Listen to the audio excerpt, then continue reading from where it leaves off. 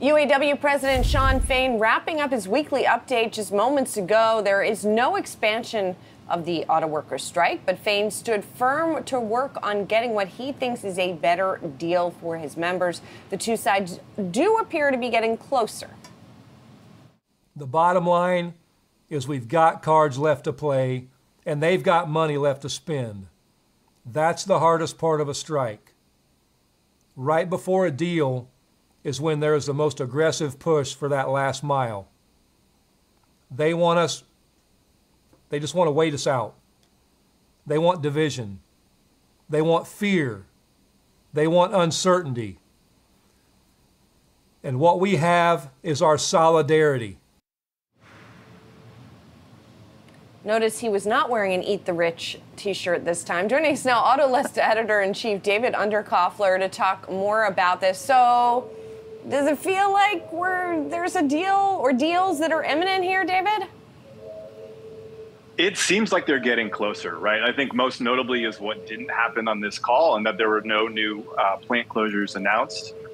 Basically, he went through line by line and said, you know, these are the things we've been arguing for, and then laid out how each of the three automakers had, you know, the case that they had presented up until now. So in that way, you could sort of see in which case each automaker was the lowest denominator. And I think what he's looking for is for there to be parity across those key points he's been fighting for. And, you know, I think if we're getting closer, we may see that in the coming weeks.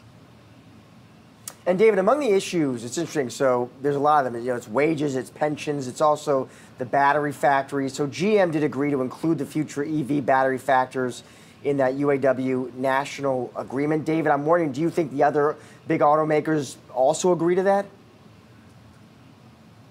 Ooh, that's a good question. And I think that's probably the largest outstanding question right now. Like, for all the talk, sort of the daily updates you're hearing about, it's wage increases, it's cost of living adjustments, it's increases to pension and retirement plans. But sort of in the background of all that is this sort of larger existential question of the impact of EVs. They're simpler to build, they take fewer people to do so.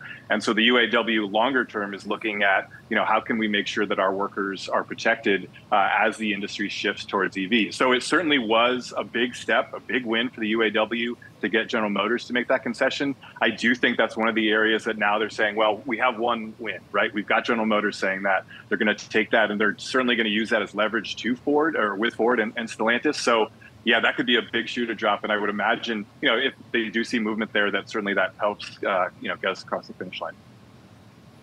Are we also going to get the automakers, once they do get the specifics of the deal nailed down, do they then have to come out and give financial updates, all of them, about how much it's going to cost them?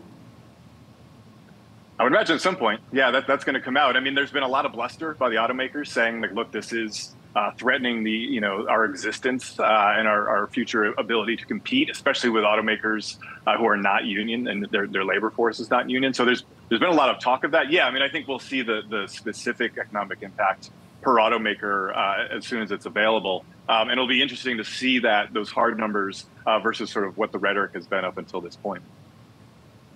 And David, I just want to talk to you about Shawn Fain's sort of tactics as well, because it's different how he approaches this. It was designed to be different, and it is different. I mean, you just saw it in that soundbite we played. He aggressively goes after these companies.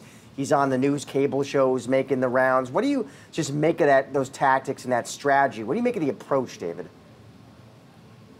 I mean, I think it's working. I think it speaks to sort of the larger frustration UAW members have felt, both with sort of the gains they've gotten and not gotten over the past 15 years. But also, you got to remember, one thing, Shawn Fain was elected on a very slim margin, right? So there's a lot of pressure on him to get a deal across the finish line. This wasn't like this was an overwhelming election for him.